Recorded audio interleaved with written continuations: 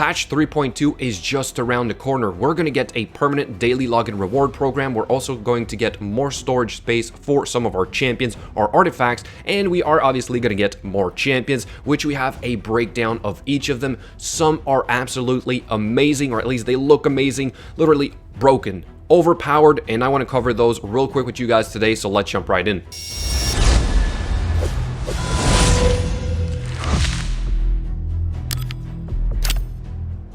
Alright, so here's the first one. We have King Garog, which is a force attack orcs champion with a stun on the A1, which can be increased in percentage chance if the turn meter is above a certain amount, which is nice, but that's not the best part of his kit. It is this right here, Hack to Bits, where you will attack one enemy 4 times, and each critical hit has a 50% chance of decreasing the cooldown of Gore Maker, which is his AoE. Attacks all enemies, ignores 20% of the target's defense, will ignore a further 5% defense for each buff on the target. This is on a 3-turn cooldown, as well as this one right here. I really like this overall, but then look at his passive. Increase this champion's speed by 6 and crit damage by 7% for each enemy killed by this champion in a round. That is huge. Stacks up to plus 30 and plus 35% for the crit damage. Then whenever an enemy champion is revived, so this is a counter, fills this champion's turn meter by 30% for each revived enemy, and then place a 50% increased attack buff and 30% increased damage buff on this champion for 1 turn.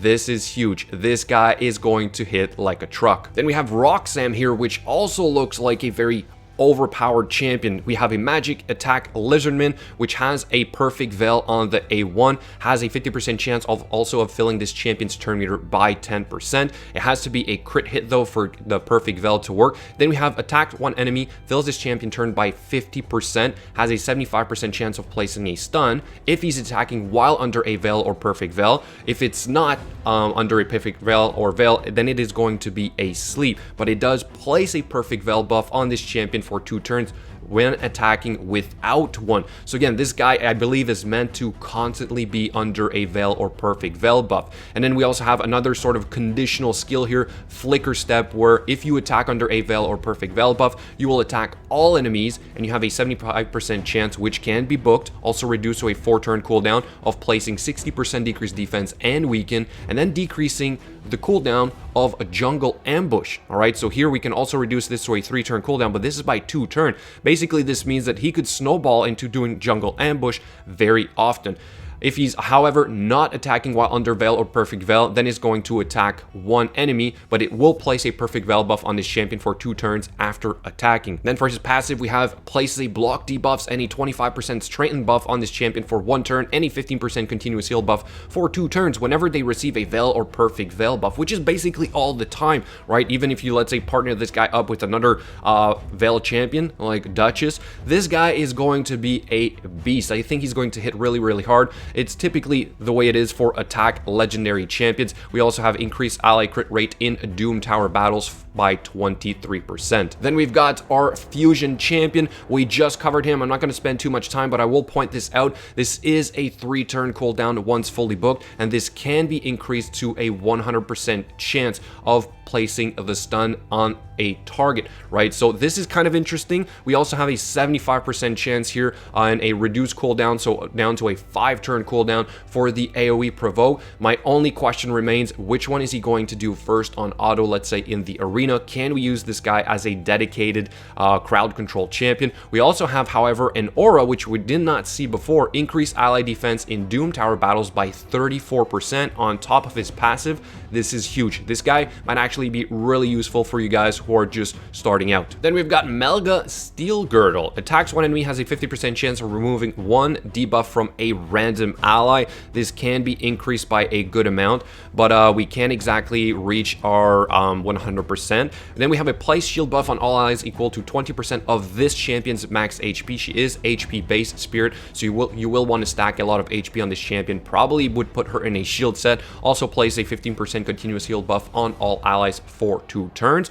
So certainly a good support champion. We also have an aura to increase HP in all battles by 15%. This seems a little bit low for an epic champion. We also have a revive to random allies with 20% HP and turn meter, which is nice, but once ascended, you revive them with 20% HP turn meter. Also place a shield buff on the revived allies for 2 turns equal to 30% of their max HP. So a very decent revive. You can book this to a 5-turn cooldown, so it might be really helpful for Faction Wars Stage 21. Then we've got Chancellor Yasmin here from the Bannerlord support. I think she looks really good. Another great support champion. We have attacks one enemy, places an extra hit if the target has no active buffs. Okay, not exactly sure this is going to hit hard. It's a support champion, but here we heal all allies by 40% of their max HP. All allies heals by 60% instead if the ally has 50% HP or less.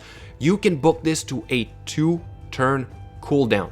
This is huge. This is probably one of the better AoE heals in the game on such a small cooldown. So certainly a very useful champion if you are just starting out, progressing, even perhaps for the Faction Wars Bannerlords. Her A3 is 50% chance of removing all buffs from all enemies, then places a sleep debuff for 1 turn on all enemies who have active buffs. So this is a 75% chance of stripping all the buffs. This is huge as well. Fantastic support champion.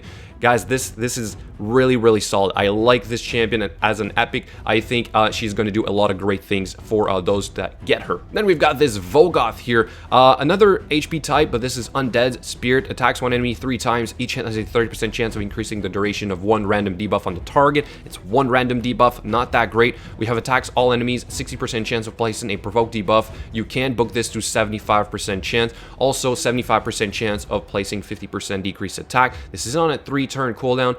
We also have a passive here where we are going to heal as we are attacked, kind of like Burgoth the Malformed, and then we have a place a leech debuff on the attacker for 2 turns. So again, interesting champion, but I'm not sure this is going to be a game changer, so I'm not going to spend more time on him. Then we have Armina here, where we attack one enemy, has a 35% chance of placing a stun debuff for 1 turn. Interesting, but we have here an AoE, decrease defense, also steal the turn meter, which can be booked to a 100% chance on a 3-turn cooldown. You know what, this is interesting, a little bit unique. We don't see this often. We also have a decrease the turn meter of all enemies by 20% and has a 75% chance of placing a stun debuff for 1 turn on enemies who have their turn meters fully depleted.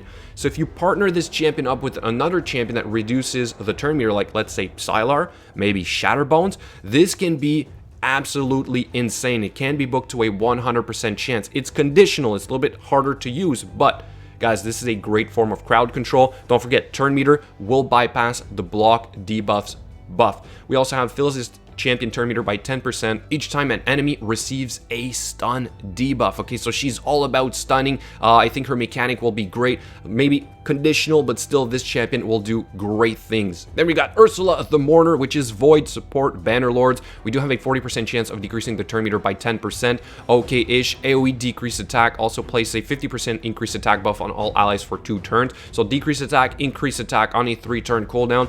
Useful, I suppose, perhaps for, let's say, dungeons, but here is the best part about her. Revives all dead allies with 75% HP, then fills their turn meters by 50%, almost like Cardinal. Also places a 60% increased defense and 25% strengthened buff on all allies for 3 turns. This is on a 5-turn cooldown. This is huge. This is really good. A great reviver. This is going to be amazing for the Doom Tower, which she seems to be built for. We have increased speed by 24%. Then we've got Anox here with attacks one enemy 2 times. Each hit has a 30% chance of placing a 60% decreased defense debuff for 2 turns. Interesting, but we have even better here. Attacks one enemy 2 times. Each hit has a 75% chance. You can book this to 100% to place a 50% decreased accuracy. Again, this is huge for the Doom Tower. Decreased accuracy all of a sudden is really important.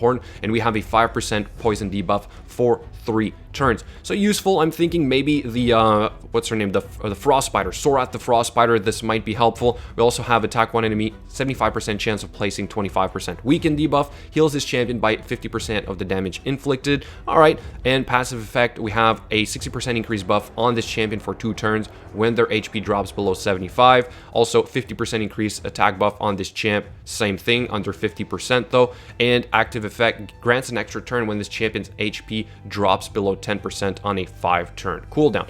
Then we've got this big guy here, Farrakhan the Fat. All right, Spirit Attack Barbarians. We have a decreased defense on the A1 and a 50% chance. Attacks one enemy, has a 75% chance of placing HP burn debuff and 5% poison debuffs. This is on a 3-turn cooldown. This will be great for the clan boss. Also, 30% increased crit rate buff and 30% increased damage buff on all allies except this champion.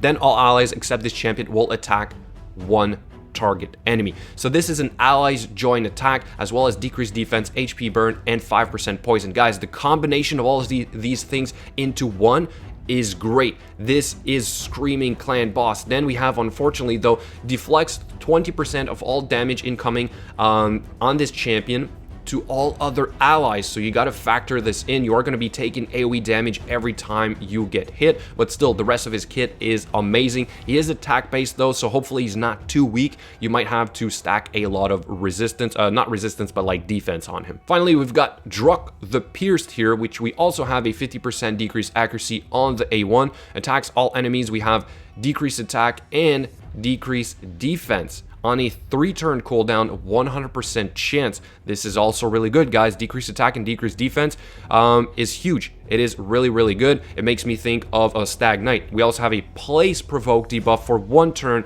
on the target enemy. A place, not a hit. Also has a 75% chance of placing a provoke debuff for 1 turn on 2 random enemies. This is kind of huge. You almost have an AoE provoke that is going to work on all the affinities. Then you also have 30% reflect damage and unkillable on himself for 1 turn. Then we have Sanguina here, magic support from the Sacred Order, which has a very interesting kit as well, mainly her A2. A1 is attack enemies 3 times. Each hit has a 20% chance of decreasing the duration of 2 random buffs on the target.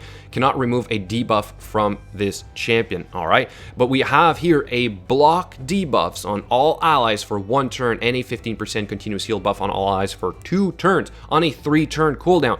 If this isn't the right order, it is fantastic. Again, not a lot of champions can place block debuffs up first. That is a great counter to Torments, especially in the Doom Tower. She also seems to be built for that. We have increased accuracy by 55 for her aura, and then for her A3, attacks 1 enemy, has a 75% chance of transferring all debuffs from this champion to the target, removes all debuffs from all allies except this champion. On top of that, we have a cleanse, a great combination here of effects with block debuffs and a cleanse, really nice. And then we've got Old Hermit Jorg here, where we got an HP burn on the A1, increased attack buff on all allies for 2 turns, fills his turn meters by all allies by 20%. Again, this is really solid here on a 3-turn cooldown. Revives 2 random allies with 60% HP, fills their turn meters by 40%, and places a perfect veil buff on them for 2 turns. Great reviver here as well.